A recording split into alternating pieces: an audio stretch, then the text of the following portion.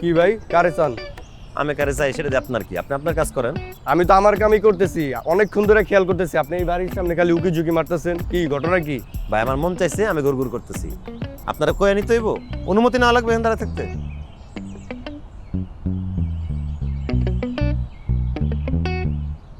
ভাই আসসালামু আলাইকুম।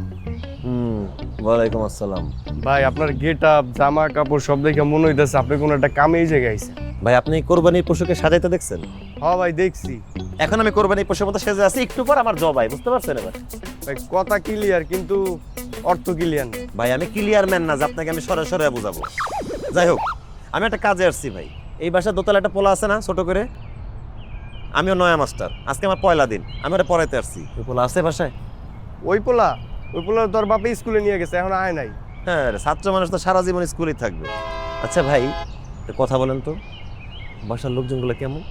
মানুষজন ভাই দুনিয়ার ভিতরে যদি কোনো খাইস্টা থাকে ওই খাইস্টা ফ্যামিলি এই জায়গায় বাস করে। এই ফ্ল্যাটের ভিতরে সবচেয়ে খাইস্টা, মানে এত কিপটা ভাই, পিঁপড়ার মুখ থেকে একেবারে চিনি কাইরা নেয়।